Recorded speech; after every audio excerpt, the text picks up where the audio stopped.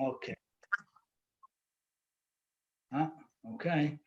All righty. So I want to first thank one of you who actually suggested that we learn the Nevi'im together. I thought about it a lot. I love the idea.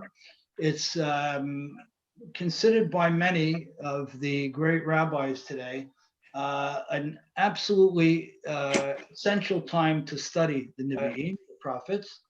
The and a few different rabbis have spoken to me in that sense and said that they felt for me that they wanted me to be studying it again. And then when one of you suggested that we study it, I thought it was pretty great.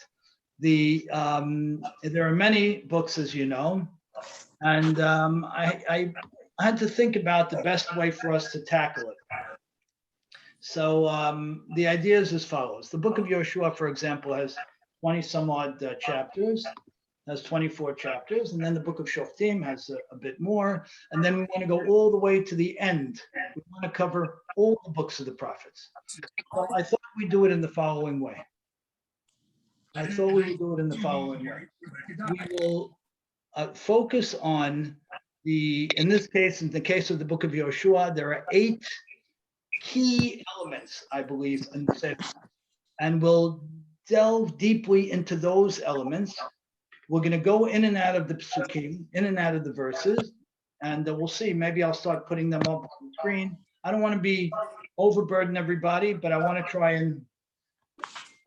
and do some of that wherever we can. Hang on one second. Sorry. Okay, good. All right, I think we got it. 1 second. Okay. So in this case, we're going to focus on 8 of the core elements, the most important elements of the book of Yoshua. We're going to speak about the following. First, who is Yoshua? Who was he? And how did he become that person who becomes the successor of Moshe Rabbeinu? And what about Rachav? Rachav, as some of you may remember, is the harlot who saved Yoshua's spies, who becomes who, ultimately? She becomes his wife. After being in the harlot business for at least 20 years, our rabbis say, she becomes Yoshua's wife. But more than that, she becomes the grandmother and great-grandmother of 6 of the greatest men who ever lived in Jewish history. So we're going to learn about Rachav. Who was she, and how did that work? We're going to talk about Yoshua's miraglim, Yoshua's spies, versus Moshe Rabbeinu's spies. How come one worked and one didn't? What was that about? We're going to talk about the splitting of the Jordan River and how that compares with the splitting of the sea. There was an incredible event that happens in Yoshua's life where he has a Yaakov-like experience where he's wrestling with an angel. And then the angel goes and uses a term very familiar to us, something that who says to Moshe Rabbeinu in the beginning days of Moshe's leadership when he's standing by the sneh, by the burning bush. Shal na'alecha ma'al raglecha. In this case, he's speaking about it in the singular, whereas with Moshe Rabbeinu, it was in the plural. But what does that mean? How does it relate back to Rachav? How does it relate to Yoshua's destiny and possibility? And how does it relate to us? We're going to speak about the fact that the Jewish people weren't circumcised at all in the desert. Why not? And why weren't they circumcised immediately when they came into the land of Israel?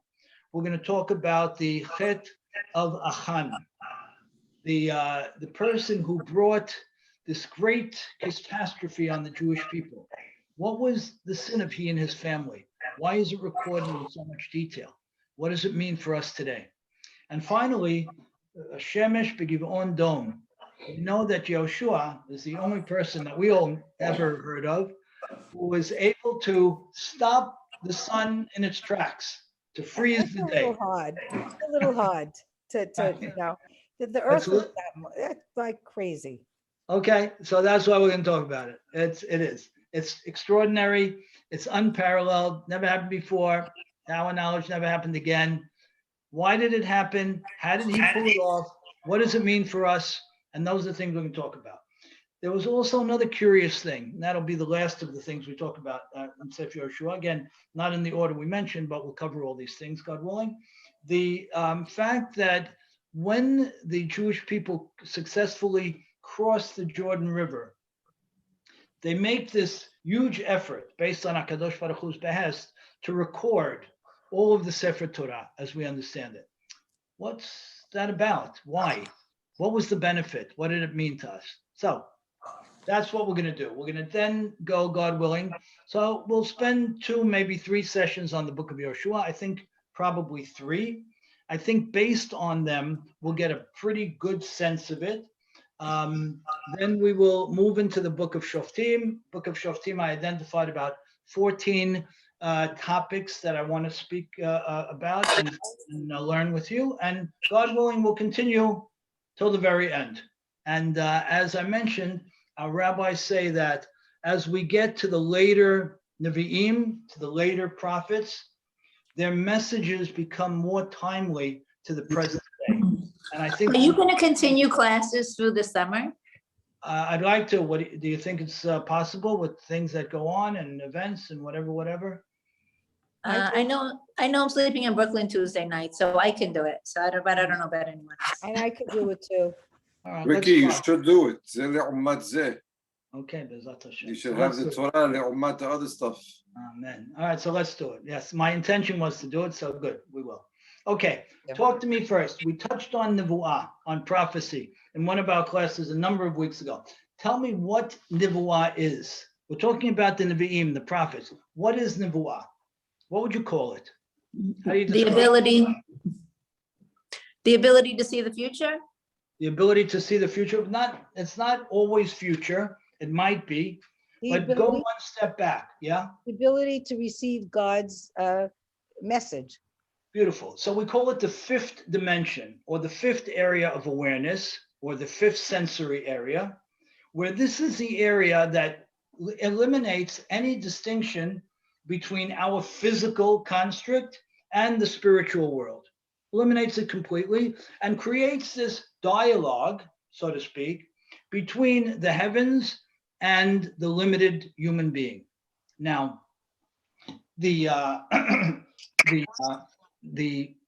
prophet can internalize these messages in a number of different ways. He can internalize them in images. He can internalize them in riddles. He can internalize them in a direct message. Oftentimes, the prophet has to interpret what he sees. We're going to talk about the distinction and how HaKadosh Baruch Hu spoke to different prophets. We know that Moshe Rabbeinu was spoken to as if like this, like speaking face to face. We know nobody else was spoken to that way, but even within the latter prophets, there are nuances and distinctions that we'll talk about. But keep in mind that this is that what we call the 5th dimension, this new sensory possibility, where the unbridled, unbounded knowledge of the heavens are funneled down into a human being's brain in 1 or 2 or 3 different forms. A riddle form, an image form, direct language, and based on how it was communicated, that's the latitude that the Navi has to tell it back over. So now, if something is communicated in a form where a person has to interpret it and say it over, what would you say about that person? It depends on his personality and the way he's bringing it over. Beautiful. So what kind of person does he have to be, Sarah?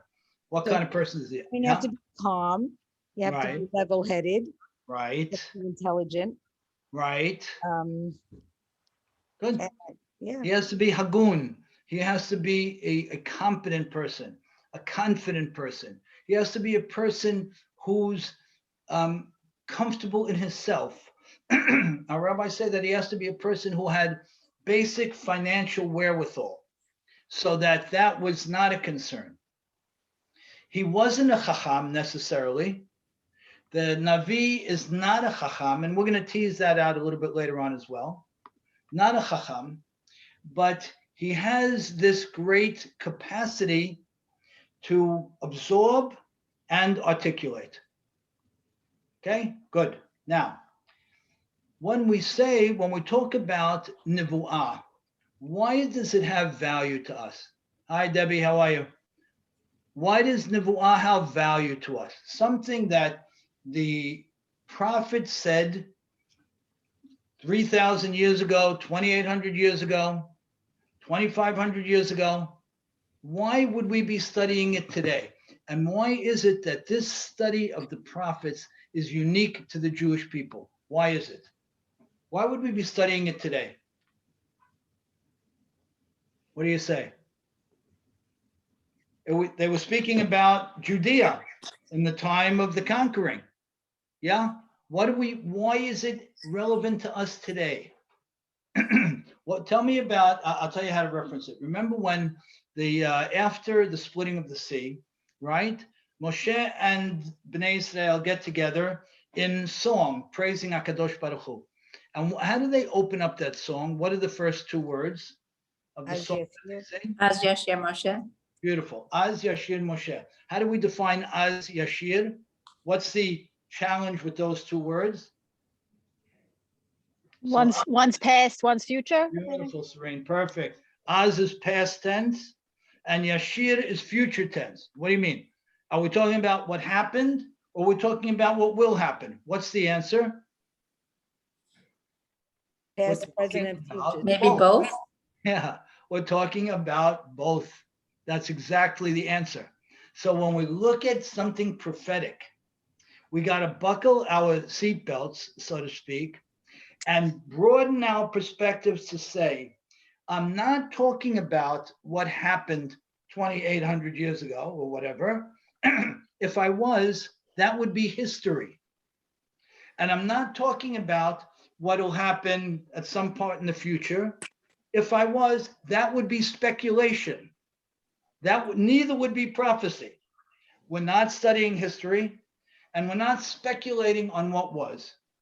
We're going into the words of HaKadosh Baruch Hu to select men and women at specific points in time to understand what happened then and the message for now.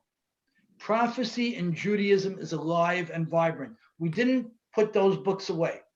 They stayed an essential part of the canon because they're absolutely relevant to us.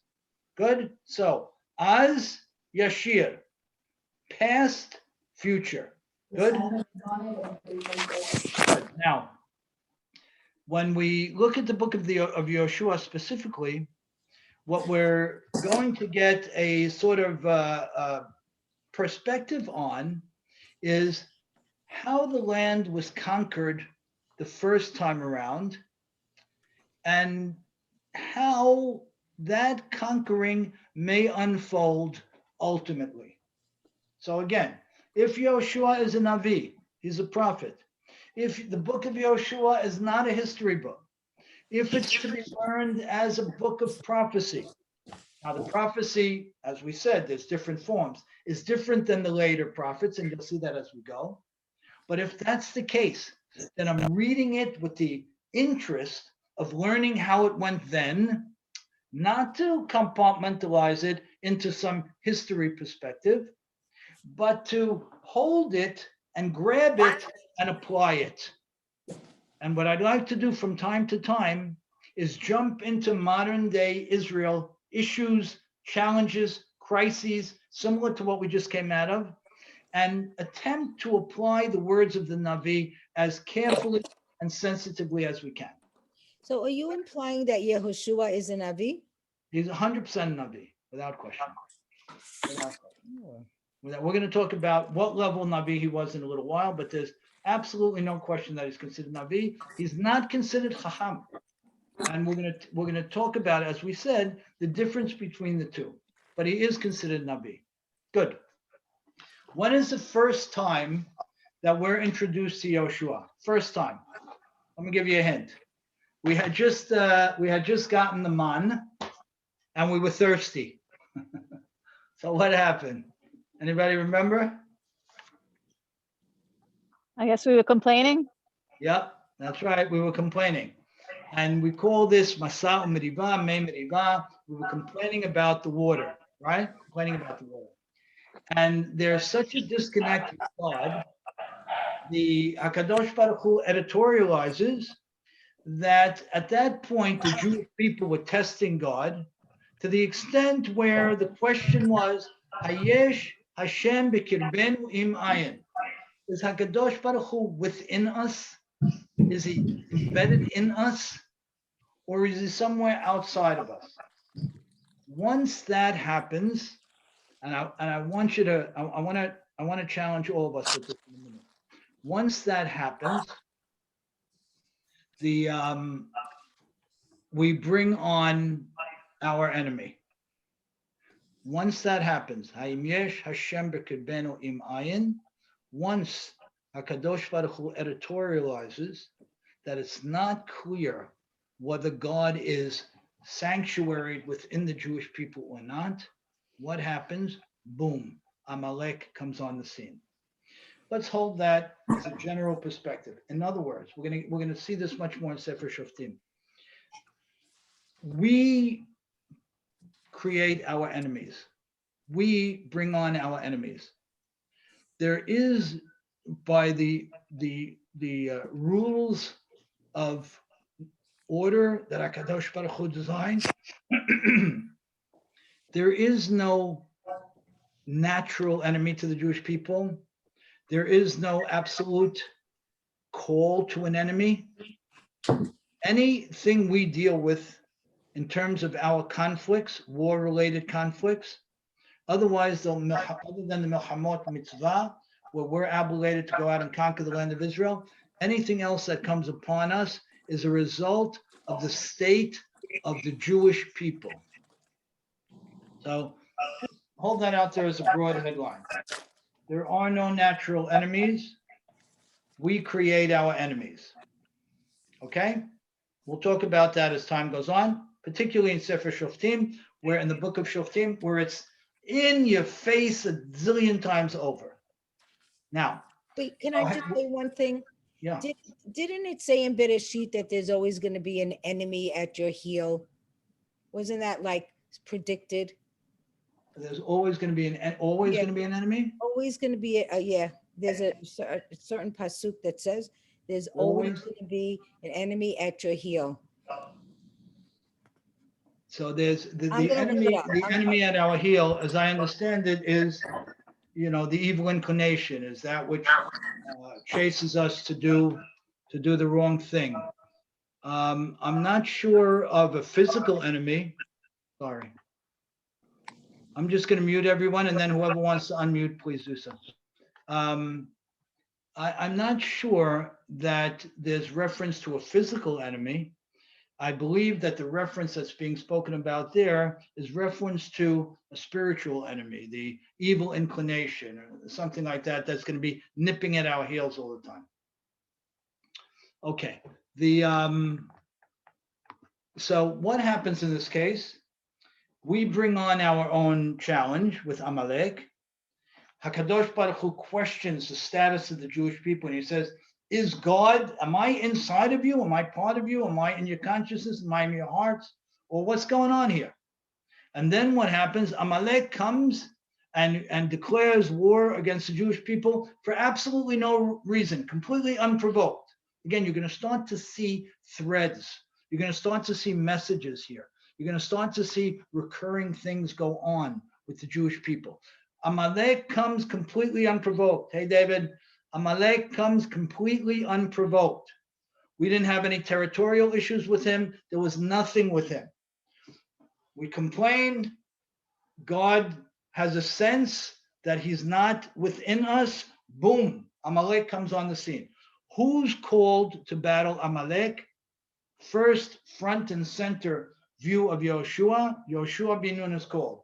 Moshe Rabbeinu turns to him and says, choose men and go out and wage war against Amalek. So Yoshua is introduced to us as a commander, as a military person.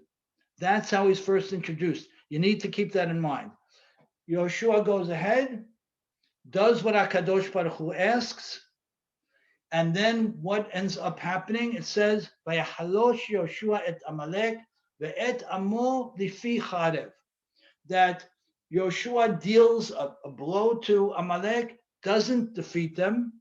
He doesn't defeat them. He weakens them, and they back off. And then what does Hakadosh Baruch Hu say? He says, "Write this down, hey Aaron. Write down what just happened here." Hakadosh Baruch Hu tells Moshe, and sim b'oznei Yehoshua, and make sure that Yehoshua knows this story well. What do you mean? This is very early in the game. They had just gotten out of Egypt. What's doing here? Very early in the game, HaKadosh Baruch Hu presents to Moshe Rabbeinu that who's the guy? It's Yoshua. Remarkable thing, out of nowhere, because we haven't heard of him before. Now, very important thing to keep in mind, again, with the Nevi'im that we're going to learn together, God willing. Very often, someone will come on the scene and grab fantastic positioning in front of HaKadosh Baruch Hu, and we don't know where he came from. We just don't know. We're not given a background. In this case, we know that Yoshua bin Nun was born in Egypt before the Jewish people were freed, and he's from the tribe of Ephraim, which has a colored sort of history within the Jewish people. But otherwise, bin Nun, we don't know anything about his family or anything beyond that. So keep in mind, the first introduction to Yoshua is that he's a man of war. And when the Jewish people are existentially threatened with Amalek in an unprovoked war at a very infantile time in their development, who do we call on to fight the war? Yoshua. Was he trained in battle? Nobody was trained in battle. So this is kind of a shock. And then when HaKadosh Baruch Hu tells Moshe Rabbeinu, write this down in the book, that we got to keep our eyes on these guys, and we're going to have an eternal score to settle with Amalek. He says, and put it b'oznei Yoshua. Make sure Yoshua hears it well and keeps it well. Good. Next time we see Yoshua, we see him at an interesting point. Moshe Rabbeinu goes up on the mountain to get the luchot, to get the tablets. Who goes up with him on the first round, Serene? Yoshua. Beautiful. Yoshua goes up with him. You go all the way up, doesn't go all the way up, but he goes a good part of the way up the mountain, right? With the Zikanim, with some of the elders and so on. It seems like it was Moshe, Yoshua, and then the great elders. When Moshe is coming down and he sees the Jewish people worshiping the golden calf, what does it say? Before we see Moshe Rabbeinu's reaction, it says, Vayishma Yoshua et kol ha'am bera'ah. Yoshua heard these horrific cries and screams coming from the Jewish people. They weren't screaming about pain or fear. They weren't screaming about war. They were screaming in some grotesque fashion. And who does HaKadosh Baruch Hu present to be the first one to hear the screams? Yoshua. What? Why? You guys tell me why. Point A, he's the guy called on to fight a war. Point B, he's the one that hears the crass, horrific disobedience of the Jewish people. He hears it before Moshe. Why would you say that should be?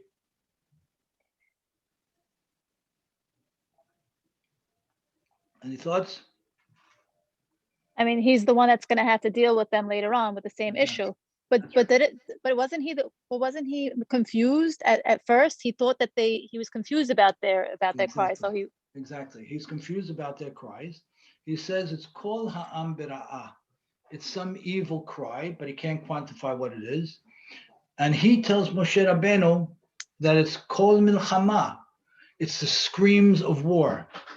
And Moshe Rabbeinu says, En kol anot gevura ve'en kol anot charusha, kol anot anochi shomea.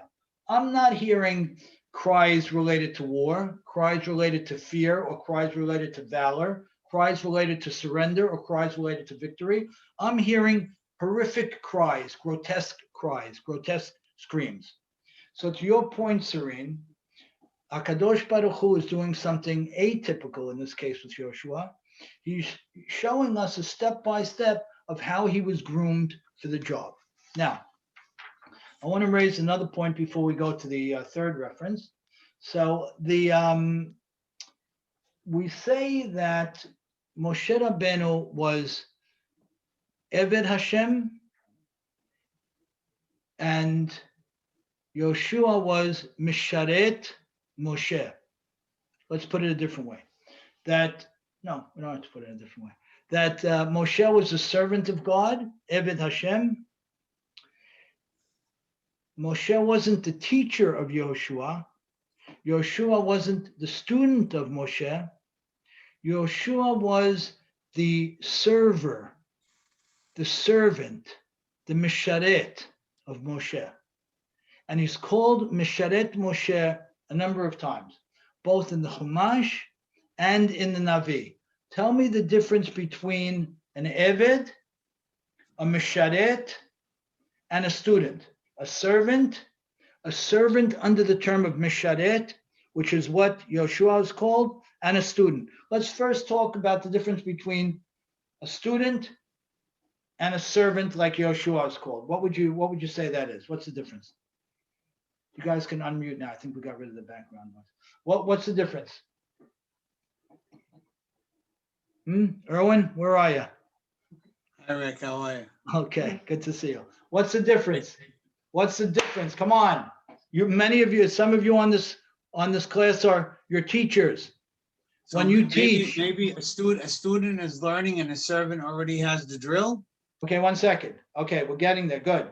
A student is a recipient, right? We say, Umitalmidai yotem kulam, that a teacher learns more from his or her students than from anything else, from fellow teachers, from the books. This is an accepted principle in Judaism, that a teacher learns from books, a teacher learns from teachers, but a teacher learns most from his students. But a student is playing what role? A student is playing the role of a recipient, right? The person who absorbs the information. Good. What's the role of a servant, an Eved? To carry out the tasks of the Good. Carry Of his out the master. tasks of the master. Good. And what are the Eved's limitations? he's subservient. He's Right. His limitations are everything. He has absolutely no decision-making capacity whatsoever. He doesn't have free will, and he doesn't have the platform to express free will. He's doubled in, and that's why slavery is so antithetical to Judaism, because we have free will and the ability to express it. So the student is a recipient. The servant is almost a non-entity because his humanity has been shut down. Now, what's the misharet? it's both. Huh? It's both. Well, tell me, what does that mean? It's both.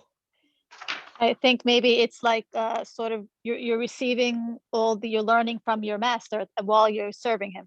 Okay, so tell me a little bit more about that. You're learning from your master while you're serving him. What does that mean? What does I'm that saying mean? that the master's not just barking out commands. He's actually taking the time to teach his servant and show him how to do things. How is he doing that? Yes. Freedom? He has freedom, sure, but how is he doing it? How By is example. By example, good. So let's look at one giant example. We have the case where after the Chet HaEgel, Parashat Ki Tisa, Moshe Rabbeinu moves Ohel Moed, the tent of meeting, outside the Machaneh. He has to be away from the Jewish people to a certain extent. From time to time, he goes back to the Machaneh, he goes back to the camp, and when he goes back to the camp, who stays in the Ohel Moed, in the holiest place on the planet? Yoshua. Incredible. Incredible. People didn't go in and out. So a misharet, which can be loosely translated as a servant, is someone who is right there with the person. I'm going to exaggerate, but not a lot, helping him get dressed, helping him retire. He's the person who hears the screams on the mountain because he's right there. He doesn't have the capacity of his master to properly interpret the screams, but he's there. And when the master is crying out in pain because of the screams he hears, thinking that all that he's dedicated his life to is gone, as Moshe Rabbeinu felt at that point before he destroys God's most remarkable physical creation, the Luchot, the tablets, the Misharet sees his master's face. He feels his pain. He senses his panic. He's doubly panicked. The Misharet sees his master in crisis. He sees him in indecision. He sees him in despair. He sees him when he's broken. That was Yoshua Binu. Wow. And that's infinitely more than a teacher. A teacher sits in front of a group 1 day a week, 7 days a week, 1 hour a day, 10 hours a day, doesn't matter. And he or she presents information, and together, teacher and student grow, building each other's intellectual skills over that information. And we say HaKadosh Baruch Hu joins the discussion. Beautiful. But you can't compare it to a Misharet. Nobody follows the teacher back into the office and watches him cry over, God forbid, a horrific situation or a painful one. Nobody walks out on the street with her and senses her concern about a crisis that he or she doesn't know how to deal with. So that's the Misharet. So when we frame Yehoshua and we understand how a person who seemingly came from nothing becomes just one drop, one notch below Moshe Rabbeinu, and that his generation is considered the golden age of Judaism, the greatest generation in Judaism, Yehoshua. How could it possibly be? Headline, Misharet. He served him. And by servicing him, he was infinitely able to grow infinitely more than if he was simply his student. Yeah. Good so far? Rick, but when you call him a servant, but then the way that you described this whole scenario, the man or the woman they were like a crisis manager for the guy. No? So now you upgrade him from servant to crisis. You're saying he helped them, he knows Who's them, he writing bailed these them things out. down? Somebody's got to write this stuff down. This is paraphrasing on a level that in many years of teaching, I've never had this distinct honor and humor to enjoy. I want to tell you. So say that again. So he's not a crisis manager. No, let's put it this way, Ron. Let's say, for example, I'm gonna call you out. All right. You deal with a lot of difficult situations, right? Right. Trying to help people rebuild their lives. Yeah. And you do that every day of your life, every hour of your day, right? Pretty light way to earn a living, right? Now let's imagine for a minute that there was someone who was sat next to you in the office by your side, watching you do that for 40 years. Yeah. Right. Somebody's sitting by your side, watching you do foot. Now, that he or she sat by your side when the person came in, when the person left, Right. when you were thinking out loud how to deal with it, when you got the phone call that God forbid something bad happened or God willing something great happened, that person sat right there day and night. But it goes further. He went home with you. And when you weren't able to be home, he was home and he helped. So that person's not a crisis manager. That person is your soulmate. That person is effectively your soulmate. Right. So so you could switch gears on that, call him a soulmate, but you took him from servant, which is really like a function, and you upgraded him. No, that's right. That's exactly right. And that's exactly right. That's what I'm saying. I'm not knocking servant. I'm just. No, we're not knocking it, but I want you to understand the term. I want you to understand that he was a prophet, that he was the leader of the Jewish people, that he was identified as Moshe's successor from a young age. Right. But how did he get there? He got there from serving the person he respected, not learning from him. And the lesson there is a huge lesson. Being that if we find people in our lives whom we respect, whom we feel get some things right, it may suggest that rather than just learning from them, which of course is wonderful, shadow them, write them, engage on a different level. Get the person to open up his or her life more. You know, the whole book of Bereshit doesn't have any mitzvot in it, right? Not one. We know that. There's not one mitzvah in the book of Bereshit. Not one. Pretty long book, right? So the rabbis ask, right? Sarah, you've talked about this in the past. The rabbis ask, why don't we start the Chumash with Shemot? Serene, why don't we? We have to know where we came from. And the lifestyle of great people is as great or greater than any mitzvah. Mhm. So when we see Abraham's successes and otherwise, and Yaakov's successes and otherwise, and Sarah's and so on, so now we're become misharet. We step into their lives and we begin to hopefully model our lives like theirs. Okay, good. A couple of other quick cases on Yoshua. So we see that in the case of the Slav. Anybody remember the Slav, what that was? What was it? The meat that came down. The meat, yeah. The Jewish people are complaining. They're disgusted with the man. They say it's not good enough. It doesn't taste this. It tastes that. Whatever the Midrash says on it, and they demand the Slav, and they're complaining and they're rebelling. And at the same time, Eldad and Medad, two high-profile men in the Jewish community, start prophesying in the middle of the Machaneh, the middle of the camp, and they seem to be suggesting the demise of Moshe and Aharon. Who's called out on the scene? He says, Yoshua bin Nun.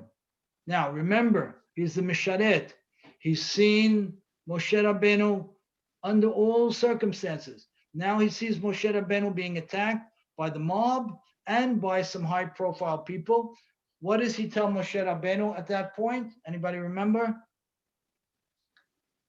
Take them out. Wipe them out. Kilaem.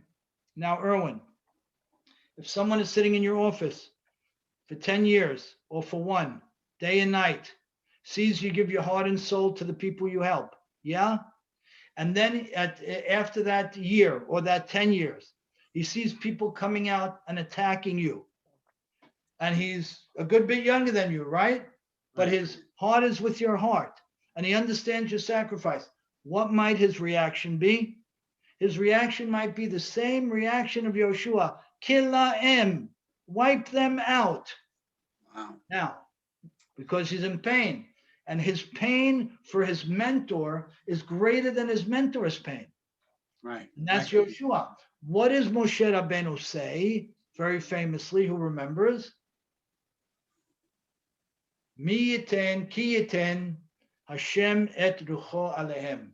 Says, Mi yiten kol am Hashem nevi'im. Wouldn't it be great if everybody was a prophet? Wouldn't that be great? Now tell me the two perspectives. Moshe Rabbeinu's perspective and Yoshua's perspective. What are the two perspectives? Sari, what do you say? What are the two perspectives? What's Moshe's perspective and what's Yoshua's? What do you think? I wasn't really following. I'm sorry. Okay. I was All talking right. to my son, All right, so I okay. don't really, I can't really All right. respond. Stay with it a minute and we'll pull you back in. Who has thoughts on it? Let me jump in. A Okay. leader can't Yeah. say something like that. A leader what? A leader can't say something like that. First of all, he's in it. Right, beautiful. But Yeshua is looking at it from a distance, and the proper thing is to take him out. But a leader can't do that. He can't say that. He can't do that. A leader can't do that, otherwise he wouldn't be a leader, right, Joe? Yeah. Otherwise he wouldn't be a leader. A leader is self-effacing. A leader is secure enough in his position to say, oh, they're challenging my prophecy. Let everybody be a prophet. Wouldn't that be great? The one who can say that is a person completely secure in his position. But his protege can't say that because his protege is so hurt by the great disrespect that was given to him. So the protege says, take him out. Moshe Rabbeinu, to your point exactly, Joe, is a leader, completely confident in who he is. And he says, let everybody do it. Now, what are they giving us here? What is the Torah giving us? They're giving us an entree to something. Vis-a-vis Yoshua. What are they giving us? They're giving us the entree to the fact that when Yoshua is attacked, he does what his teacher taught him to do. He becomes self-effacing, absolutely confident, Wow. and he says, let them all do it. And they describe this in Yoshua when they say, Ruach Hashem bo. The Spirit of God was in him. Now, rabbis struggle and say, what do you want to do with that? What does Spirit mean? Does it mean chokhmah? Does it mean enlightenment? Does it mean prophetic greatness? What does it mean? No, Ruach means the capacity to effectively deal with people, particularly those who come right at you. You have a spirit, you have a presence, you have a persona. You're not intimidated by others. Let's do one more, and then we'll jump into some other parts of it. When later on in the book of Bamidbar, HaKadosh Baruch Hu tells Moshe Rabbeinu, you're not going to go into the land of Israel because of when you sinned to me. And he says that we have to find a successor for you. Yifkod Hashem Elokei Aruchot Chol Basar Ish Al Ha'edah. I have to find someone. No, I'm sorry. Moshe Rabbeinu tells Hashem, you have to find someone. If I'm not going into Israel, you have to find someone to succeed me. Asher Yetzeh Lifnehem, who's going to go out in front of them. V'asher Yavo Lifnehem, and who will go in. He'll go out with them and go in with them. V'asher Yotzi'em, he will take them out. He'll bring them back. V'lo tiyeh adat Adonai katzon asher en lahem ro'eh. And the congregation of God shouldn't be like a flock without a shepherd, which becomes a cliche. And HaKadosh Baruch Hu says, Vayomer Hashem Moshe, Kach lecha et Yoshua bin Nun, asher ruach bo, who has my spirit, v'samachta et yadecha alav. Now, Moshe is calling out to God and saying, listen, God, I got it. You told me I'm not going in. He doesn't accept it. As we know in the beginning of the book of Devarim, he pleads with God to let him in, but ultimately isn't able to go in. But he tells Hashem, listen, if I'm not going in, you need a new leader. Now, what kind of leader does he designate? He says, you need a person to bring them and take them, to enter with them and to leave with them. What type of person does that sound like? To take them out, to bring them, and to remove them. A shepherd. Who said that? Oh, Debbie Gindy. Hi. Hi, Debbie. Hi. Welcome back. I'm camera shy, but I had to jump in for Okay. that. All right, great. Answer. I don't know if it's right, but. So this is the question that our rabbis raise. What type of person was Moshe Rabbeinu referencing? The first inclination based on this pasuk is what Debbie said, a shepherd.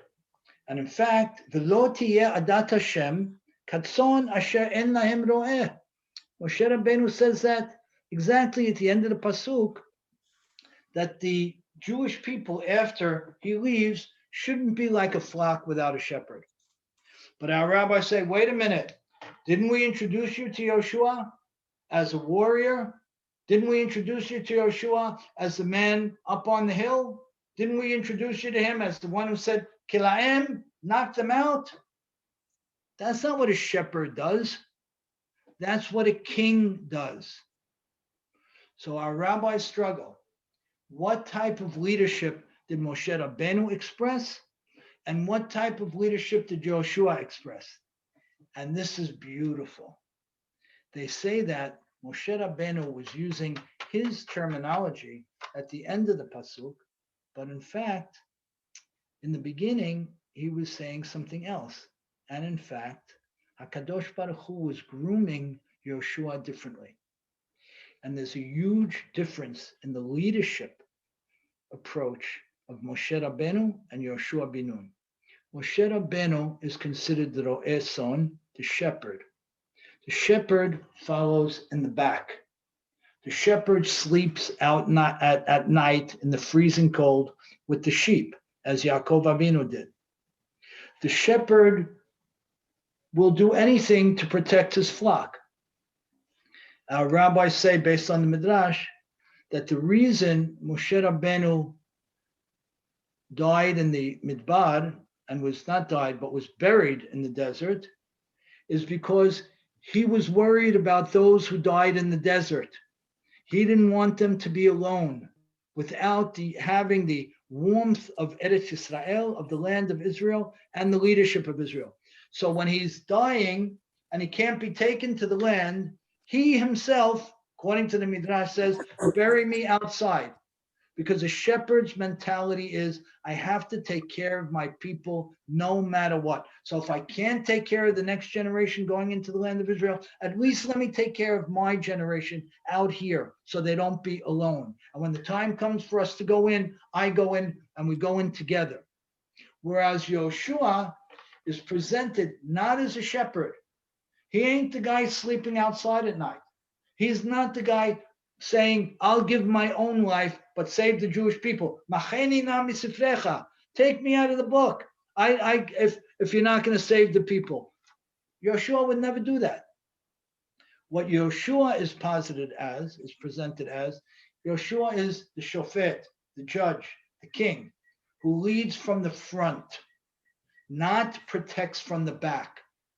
The king has to be protected by his people. He's not the protector of them, although in general terms, of course, he is. But in terms of his lifestyle, in terms of his approach, Moshe Rabbeinu is handing over the baton to someone who would lead the Jewish people differently. Different generation with different leadership demands. He's not the nurturing daddy that Moshe Rabbeinu was, willing to sacrifice everything for the people. He's the aristocratic leader, so to speak, standing at the head. Now he's a Jewish king, and as opposed to secular kings, Jewish kings always lead the march, but he's not the one who's going to worry about every little thing that the Jewish people do. It's not his style, and it's not his mandate. Good? Okay. A couple more things.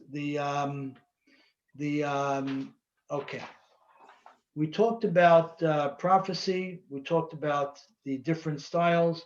We talked Wait, about. can I ask a question? Sure. So you know how you said like Moshe's approach to leadership was different than Yehoshua? Like, Right. did that have an effect on Bnei Israel's behavior? 100%. So like, did they behave more responsible with Yehoshua because Well- he's like, you know, it's on you? You're going to see exactly what it meant in terms of their behavior. And you're absolutely right. It was a different generation, and his leadership mandate demanded different behavior of them. That's absolutely right. And you're going to see that. So hold that thought, because as we get into the events of the book of Yoshua, you're going to see exactly. Good. A couple of the midrashim on Yoshua that are very interesting. They say that Moshe Rabbeinu was like the face of the sun, and Yoshua was like the face of the Levana, the face of the moon. Now, if you heard this, it's actually in the Gemara. If you heard this straight up, what would you say? Moshe Rabbeinu is the sun, and Yoshua is parallel to the moon. What would you say?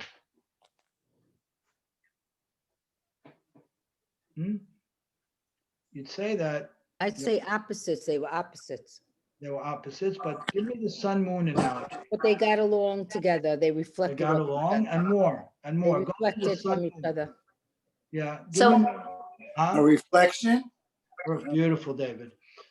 This leads people to say that Yoshua wasn't much more than a reflection of Moshe Rabbeinu. And in fact, when Moshe Rabbeinu dies, they say that 3,000 mitzvot were forgotten, that Yoshua and the people forget 3,000 mitzvot.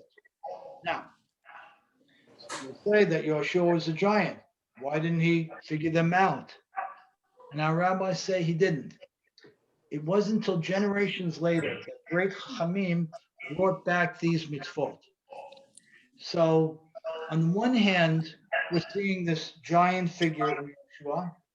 On the other hand, the rabbis want to make it crystal clear that he was a reflection of his mentor and not anywhere near on his level.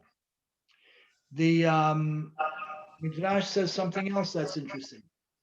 The Midrash says that Yoshua got an equal portion of man, an equal serving of man every day, as did the entire Jewish nation. How much could one man eat, huh? What would you say about that? The Midrash says that Yoshua got as much manna every day as everybody else put together. Maybe they're trying to say that he was satisfied, like it was a form of satisfaction, like he was satisfied as if a whole, like with enough satisfaction as a whole nation. So it's not satisfaction, but something along those lines. It's a non-physical thing. Our rabbis say a very interesting thing, which I had never seen before. I thought it was fabulous, that the man had two elements to it. It had the physical sustenance side of it, and it had a spiritual, intellectual side of it. So our rabbis say that the man, Yoshua obviously got as much as he could eat. There was no reason to give him any more. But his, according to the Midrash, was super potent with tons and tons and tons of knowledge. Everybody's man had knowledge in it, something that can impact the soul and the mind intellectually. But Yoshua's had a many, many multiplied dose. Now, when you hear this, you say, okay, great. They're setting us up to tell us that he was super well learned. But it talks about something else in the Chumash. What does it talk about? Remember when the Mishkan was being built, right?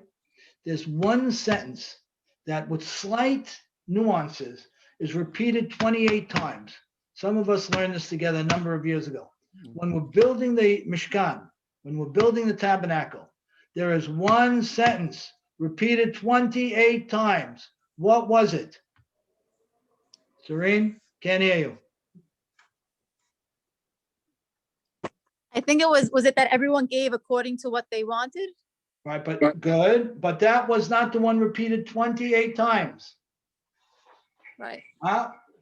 Come on. It says, Ubelev kol chacham lev natati chokhmah. And in the heart of everyone who has wisdom, I gave wisdom. What's the context? The context is that how did they know how to build this incredibly crafted, designed Mishkan, tabernacle? They were slaves. They weren't artisans. So what is the Pasuk coming to say?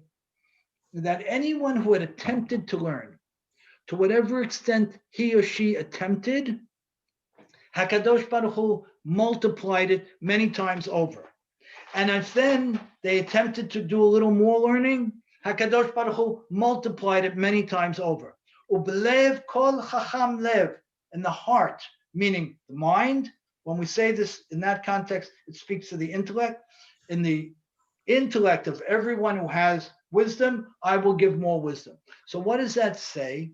It says that when a person makes an attempt to learn, to grow intellectually, HaKadosh Baruch Hu is pulled into that picture. And even though the person learned 3 hours a day and should know this much, HaKadosh Baruch Hu adds this much. Well, what do you mean? All of my efforts only into X. If I go to the gym and I work out for X amount, I'm going to bring my muscle strength to this level. My muscle strength can't be at that level. Answer is, it will be at that level because HaKadosh Baruch Hu makes a commitment. When someone commits himself to learning on a high level, consistently, seriously, HaKadosh Baruch Hu says, yeah, you invested the effort to get to 8, I'm going to pull you up to 12. Now, in Yeshua's case, that explains the Midrash beautifully. In Yeshua's case, what was he doing? He was a Mesharet. He was the right-hand person of Moshe Rabbeinu, learning from him day and night. So therefore, the Midrash says that his man, his food, added more to his wisdom because he was a learning machine. And that's a beautiful perspective on A, Yeshua, and B, people. That HaKadosh Baruch Hu makes a commitment that when someone starts learning on a serious level and is committed to that consistently, seriously, you work to get to level 5, you're going to wake up on level 7. You work to get to level 10, you're going to be on level 15. And I'll tell you from my own life experiences, it's absolutely true. Because you'll work out something to develop your skills to learn something, you'll bring it to a certain point, and then you'll say, oh, wait a minute, I don't know how I got that. I didn't work it that far, but it clicks and it happens. And that's what the Midrash is speaking about here. That the man, so to speak, what he ingested brought him great intellect. And what he was ingesting was everything that Moshe Rabbeinu did and everything that he learned from him. Let's wrap up with one other point. There's a beautiful story here. We're going to get into it more in detail, but this one's great. So Rachav, we're going to talk about exactly what she did. She hides the spies on her roof. There are fabulous suggestive phraseology and terminology and how the Navi explains how she hid these men. Our rabbis say that she was a ger, right? She was non-Jewish. And they say for a period of time, at least for 20 years before the Jews came and liberated the city of Yericho, conquered the city of Yericho that she lived in. She was a practicing prostitute for 20 years, from the age of 30 to 50. She saves these men, heroically saves these men. When Yeshua comes to Jericho, he sees her, and he has a sense that she's much more than her occupation proved her to be. When the angel wrestles with Yeshua, and we're going to talk about that in depth as well, but just for now, the rabbis say that when the angel told Yeshua, Shal na'al ma'al lagrecha, remove that shoe from your foot, it's just an allegorical way of saying, open up your mind and your heart to this lady. Now, what does this remind you of a little bit? Boom. Beautiful. With who? With Ruth. That's right. The story of Boaz. It Yeah. reminds you, story of Boaz. One second. Was Ruth Jewish? Did she have a checkered past? Not as bad as Rachav, but didn't have a great past. Nothing to really speak about until she decides to make her commitment. When Rachav decides to make her commitment, her past becomes distant from her. Yeshua marries her, and we're going to talk about in detail who came from this couple. But the Midrash says the following, based on the Kabbalah, says the following, that Joshua was the Gilgul, the reincarnation of Yosef HaSadiq, of Joseph in Egypt. Rachav, the harlot, was Potiphar? of Eshet Potiphar, Potiphar, beautiful. Wow. Of the wife of Potiphar, who does what to Yosef?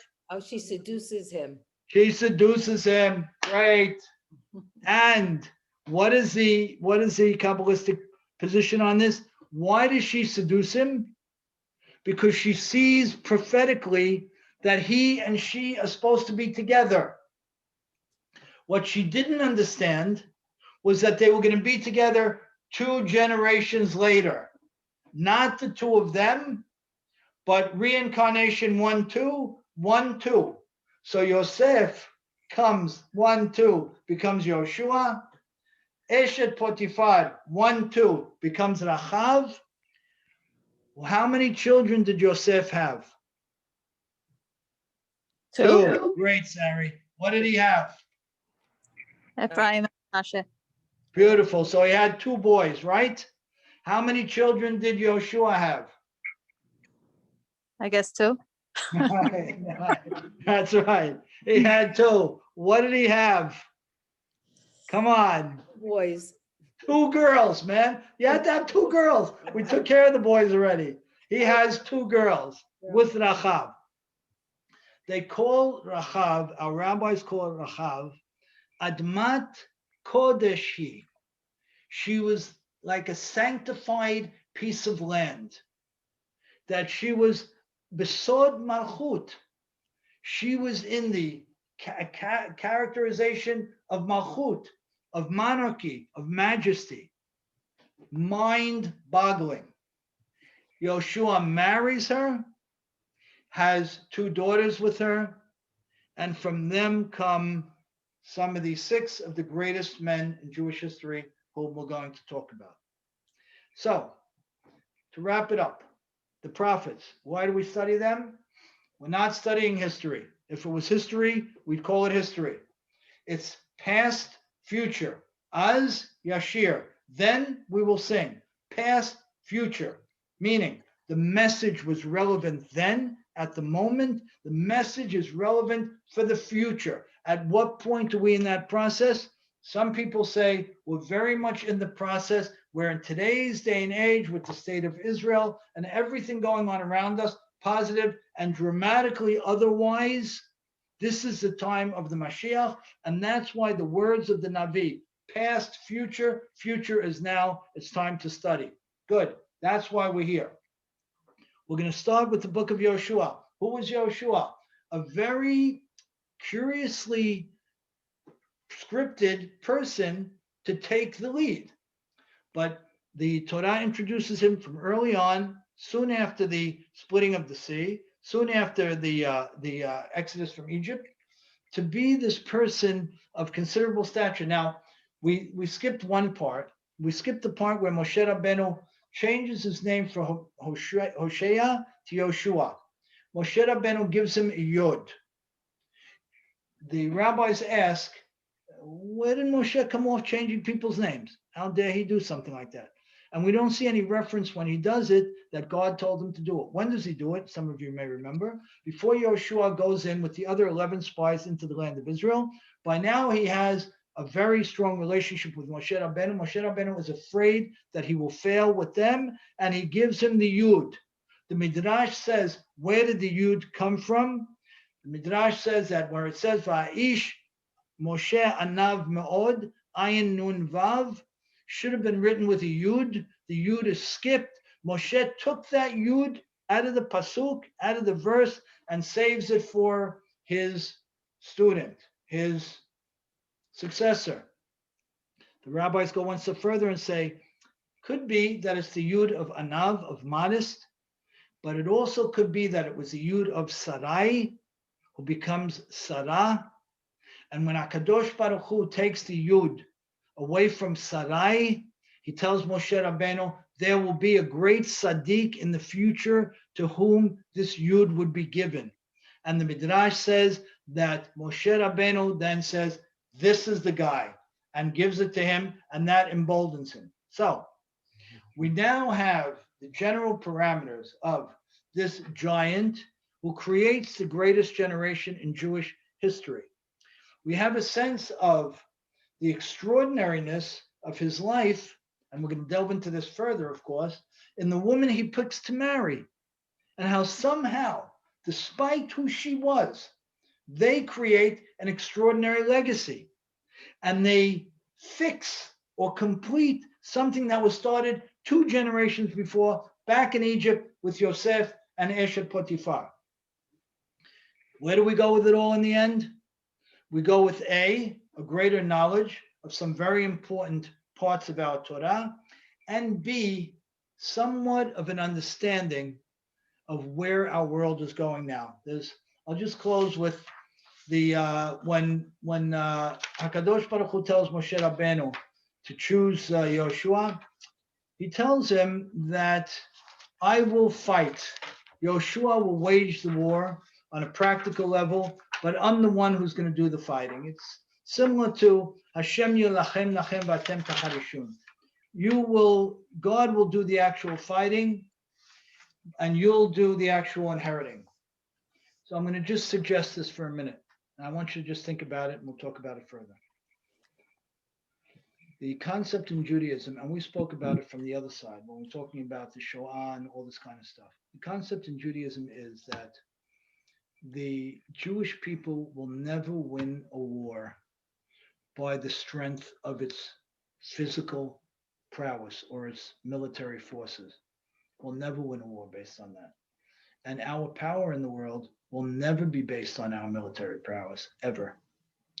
And the only way for us to win wars is for the Jewish people to do certain things that trigger certain reactions from God, that push his hand to push the battle in a certain direction.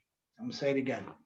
And I want you to hold on to this. We're going to get into it much further, but just hold on to it, because it's something very prominent in the book of Yoshua, and you're going to see it to a ridiculous extent in the book of Shoftim. We don't win wars based on our physical prowess. Do we need armies? Absolutely. Do we need an Iron Dome? Absolutely.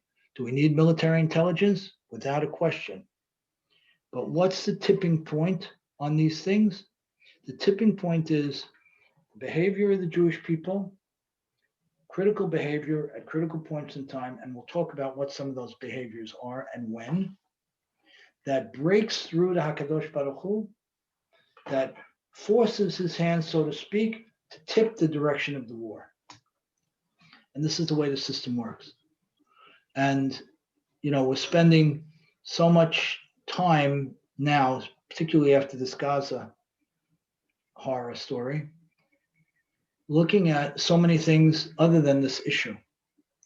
But one of the things that I hope to delve into more deeply with you over the course of time, based primarily, or initially, not primarily, but initially on the prototype of Yoshua and his story and his leadership, is this perspective of how wars are won and how we confront the world around us and what our power is and isn't.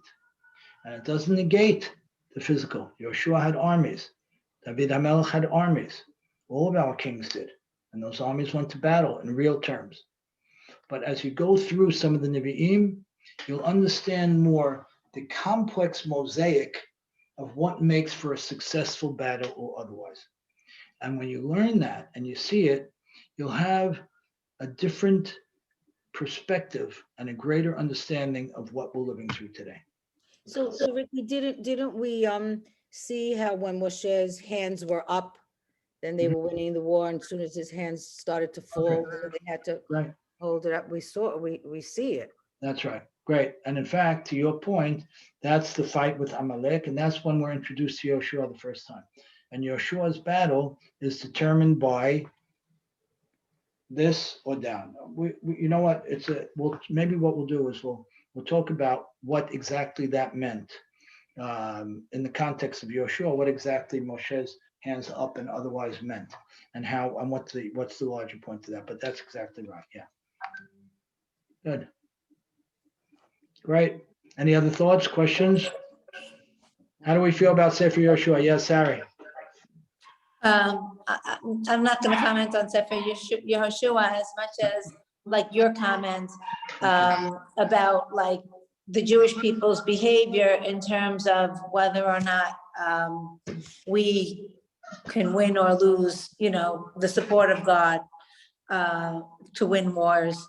You know, I really want to think that we're good people, so I don't understand, the war.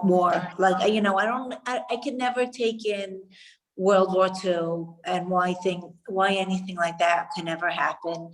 So I kind of don't understand Jewish people's behavior in terms of, what can happen. Okay, so I don't kind of buy it, Okay, I hear it, and I know somebody else on this class to the right on my screen, right, Sarah? I know that. I'm going forever. Next week, we're going to see the firsthand in terms of Yoshua's battles. We're also going to reach beyond the book of Yoshua just a little bit next week to look at some of the other Nevi'im and maybe one of the Ketuvim, one of the later day writings that speaks to the system. But what I want you to think about in the interim, I appreciate that you're not comfortable with it. I appreciate that. What I want you to think about is the following. And leave the Holocaust aside for now. Just leave the Holocaust out of it, just to develop the idea. Because, whenever we're developing an idea, we always have to remove during the development period any absolute catastrophic experience.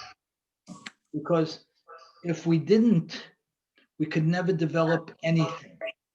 So I want to ask you for now, put the Holocaust aside. Not that it should be put aside. I'm not suggesting that. I'm saying as we develop the idea, leave it aside. Now, and consider the following. The model, the Jewish model is that we will never win based on our physical power. We could have been, right? God could have made us as big as he wanted, as physically powerful as he wanted, but he didn't. 1 second, sorry. For whatever reason, he didn't. He said, Ki'im beruchi amar Hashem. You're going to thrive based on my spirit. Hashem yilachem lachem v'atem tacharishun. I'm going to fight the war. You're going to show up to the battlefield. Now, from my perspective, this presents a much, much more serious view of the world than otherwise. The most goyim survived based on their physical prowess. We never had it by design. God could have made us the biggest multitude on the planet, not one of the smallest, right? He could have made us all 7 feet tall with 8 arms to carry a machine gun in each, whatever it might be. He didn't do that, and that's by design. So what you're going to see in the Nevi'im, you're going to see this incredible roller coaster, and you'll see it chapter after chapter, particularly in the book of Shoftim. The Jewish people behave in a certain way, they thrive. They behave poorly, they get attacked. They behave in a certain way, they thrive. They behave poorly, they get attacked. If I had to summarize the book of Shoftim in 2 sentences, it would be good behavior, reward, bad behavior, attack. So I think not only is it not a hard thing to absorb, it's an extremely powerful perspective to own. And it puts the ultimate power of our destiny in our hands. It means that our hands have to think skillfully and seriously and engage seriously, but it puts it in our hands. So rather than being worried, for example, about how many nuclear weapons Russia has versus how many nuclear weapons America has, We have to be worried about how many mitzvot do I have? How good are my character traits? And how well do we work together collectively? Because that defines our power. You with me, Sari? So I don't want you to accept it now, but I want you to, people are so concerned for good reason, because they're caring people. We have to fight all the hate, the Jew hate on social media. It's very frightening what's going on. And to me, what's remarkable is how it all came out in such a short period of time. The conflict was 11 days. How the hate is so close to the surface and emerged instantly. This is not a 100-year war. Had wars in history that lasted 100 years. How long is the war in Afghanistan? How many decades? This is not anything like that. This was 250 hours. The joke. In 250 hours, 260 hours, the level of Jewish expressed hatred that came out showed how it's right there. It's an inch below the surface. Now, you tell me we're going to win that battle, fighting it on its terms? We will never win that battle by design, because there's a way to win the battle that's much more serious, much more true to our relationship with God, and much more true to what we can be on the planet. And that's why I don't believe in putting out efforts to BDS. I believe in putting out efforts and keeping our children committed to Torah and Halakha. I don't believe in putting out efforts to fight anti-Semitism. I believe in putting our efforts to be more Jewish. The more Jewish we are, the less anti-Semitism there's going to be, not more. So I don't want you to buy this now. I don't want you to buy it. I want you to be open to it. And I want to show you, with the perspective of past, future, that which the Nevi'im bring us, how real this is in practical terms. All right? So Ricky, I just on Sari's point for a dot, I understand hold it off. But when you say be good and study more and, things like that. So, I mean, people could be good and the leaders could be bad. And then everybody gets jolted into the same group as bad people. Fantastic Bad point. things happen. That's a fantastic point. It's a fantastic point. And we will deal with that point. There's two perspectives on that. I'll tell you quickly, and then we'll go into it more in depth, but it's a fantastic point. One perspective is that a leader is a reflection of his or her generation, that the generation produces its leaders.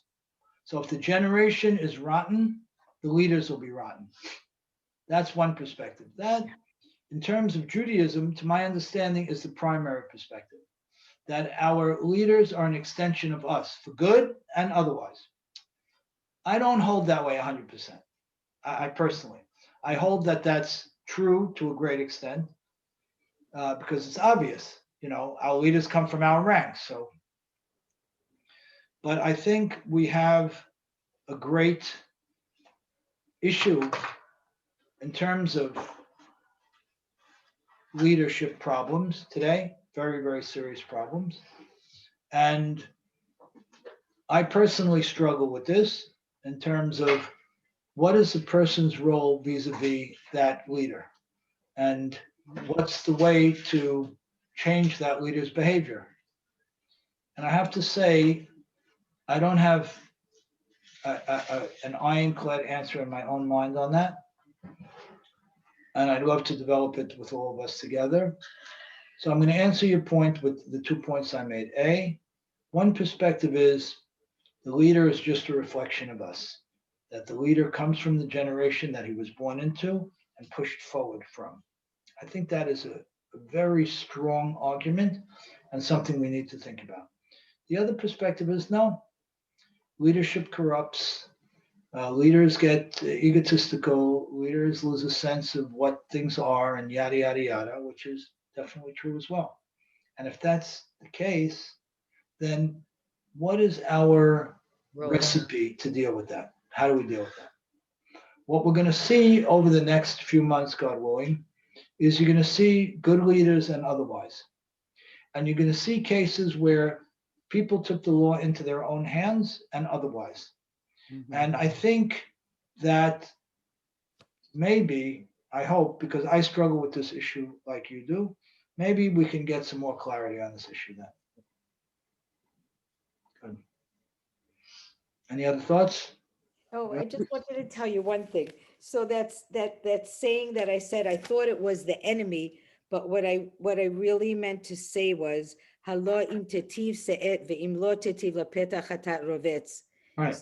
Saying, Exactly. right, It's your evil inclination, right? right, it's the evil inclination. Right, Right. got it. Pull out the book and just nail it. Love it. Great. All right. We good. have, we have the power, but we do have the power, the Jews. They don't know that. I think we need to encourage more young children to go to yeshivas, more Jews to be taught the Jewish way, but we do have the power. I do believe that. I think so too, Esther, and I think what you're going to see over the next few weeks, God willing, you're going to see that in terms of how things shape up. Yeah, you were saying, I'm sorry, I cut you off. No, I just totally agree that we do have the power. And God's trying to tell us we have the power and we're not putting it into practice. Right. So that, and we have to look I mean, at the that. power in religion and giving and showing the right thing to do. I mean, they're giving Hamas fuel and food. Who does this? Yeah. who tells it? Yeah, halachically, it's a problem. It is a problem. We don't yet live in a halachic state. We don't live in a state governed by halacha yet. We live in a state with a very strong tendency towards halacha, a Jewish law, but we're not in a state yet governed by halacha. If we were, things would be very different. And I believe that we're going to be forced into that. We're going to have no choice. Because, again, each time there's an altercation like this, it gets dramatically worse Yeah, on every level. And I mean, miraculously, 5,000 missiles were launched, 5,000 missiles. And you want to say that 20% landed in their own miserable territory. So 4,000 missiles were launched at Jewish women and children and civilians. Whoever saw a war that was directed exclusively against civilians? Never. How is it possible that none of these great thinkers and celebrities and so on made any mention of that? It became common practice that terrorists can wage wars not against combatants, but against Jewish children. That became commonplace. But my perspective is along the lines of what you're saying, Esther, and I think we'll see it as we go further on, God willing, that we have extremely strong tools to fight. We just have to know what the tools are. And we're not going to trivialize it. We're going to look at it in very strong terms, in terms of what great prophets did, how they did it, and how the battles were won or otherwise. Amen. Amen. Thank Great. you. Thank you, everybody. Great to see Thank you, everybody. Good Thank things. Thank you, Ricky. Chazak All the u'baruch. best. Class, Take thank care, you. Chacham. Thank you. Bye-bye. Bye. Bye, everybody. Bye. Bye.